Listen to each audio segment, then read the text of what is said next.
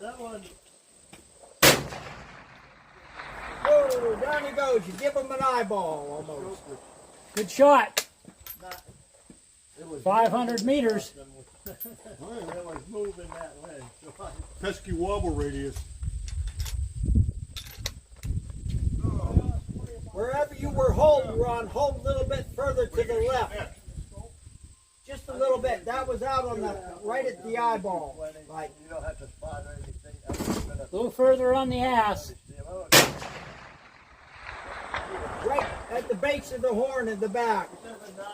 Coming down. Bring them on down. You hit that one? Yeah, down it went. Hit it right in the base Good of job. the horn, at the back of the horn.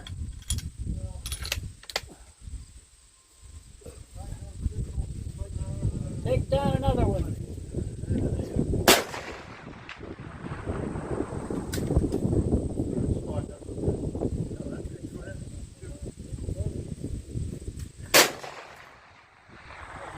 Hit him. Hit him good, but he's standing there. Hit him right in the shoulder. That was the best shot yet. Why it didn't go Shoulder down? shot. Give me another. You hit him. Give me Hit another him again, round. knock him down. Same place. Is that with a 3D printer? Yeah.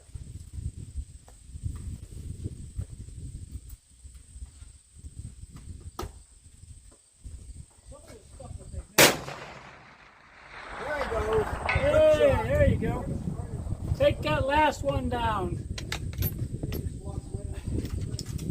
Is that them RCBS silhouette ball, Chris? Or Wait, they're shooting good out there. are you shooting off in? Yeah.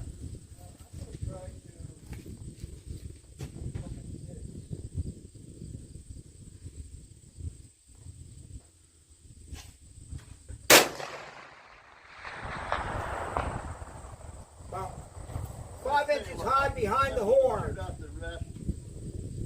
A little bit lower in the belly. What's that?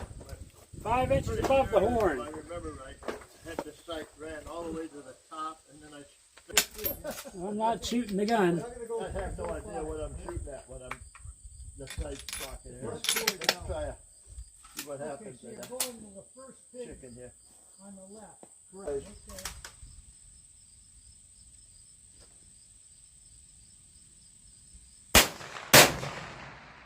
There you got him. Good job. Well, I hope you enjoyed the clip. That was my older brother out shooting the Model 700 here. He does love to shoot, and he especially likes to shoot this rifle. You can see that he didn't have any problem knocking down the rams at 550 yards. And for a minute or two, I'd like to go over just what goes into making this work for us at those distances. The cast bullet thing. I have three kinds of cast bullets here. They're all 200 grain, and I'll show it to you here.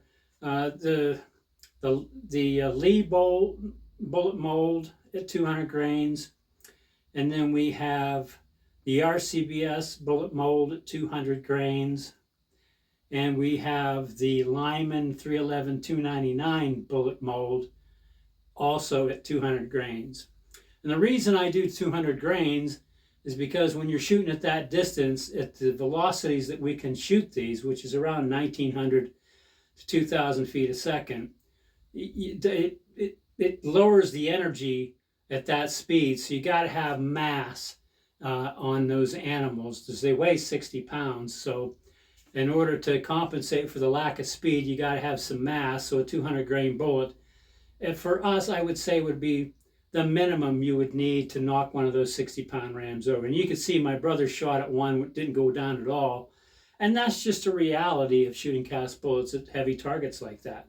They don't all go down, but a majority will go down if you do your due diligence. So I'd like to talk a little bit about that. And first thing I do when I cast my bullets is I'll take maybe 10 or 15 of a pot of maybe 200 or 300 bullets that I cast, and I'll weigh them randomly. And I'll show you here at the screen. You can see that, and I was weighing the RCBS bullets, and they all weighed right around 205 grains, 204.4, 204.9, and 200.5 grains is about what they averaged out. So you want to make sure that your bullets are about the same weight. The next thing you want to do is just measure the nose diameter. Some of the things that drive your bullet down the barrel is going to be just, it's helpful to have a bigger nose. While I size them all at 310 or 311 in the sizing die, the nose diameter does help drive the bullet down the barrel. It helps align everything to keep it going, because you need accuracy if you're going to hit them rams at that distance at the velocities we're shooting. So you can see in the picture here that I do measure, and I think I think these go at about 300 to 301 nose diameter, which is about typical for the bullets that I have here.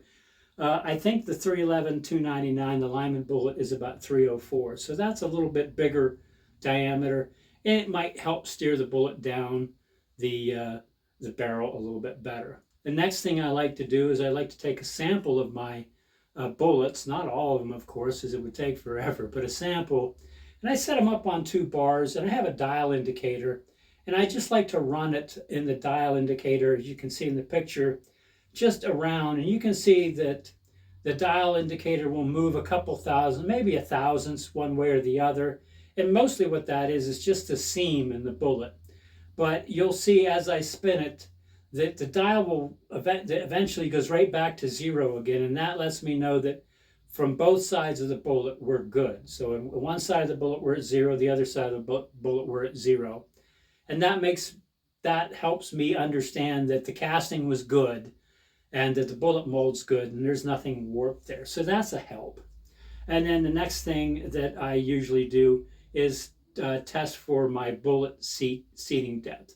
And you can see, I'll give you a quick tip on what I'm doing right now is just take my Dremel tool and an old case, and I'm going to cut a vertical slot in it, and you can see that here. And then, but first, make sure that you size your case. You want to at least neck size that case, and then cut your vertical slot in there. And then you can see as I put it in there, what happens next. So that's going to give you your overall length. And then as you pull that bullet out, you'll be able to see what the overall length is while the bullet is touching the lands of the rifling. And then you can take that measurement and maybe reduce it by 10 or 12 thousandths, whatever works for you. So that's kind of what goes into making these things accurate enough to hit and knock over a 60-pound target at 550 yards. So that's what we were doing. Hope you enjoyed it. As always, if you subscribe to my channel, we really do appreciate it. If you haven't subscribed and you'd like to, just hit the tab down there, CA Reed, and you can subscribe. Please give us a thumbs up if you enjoyed the video. And as always, I will see you again next week.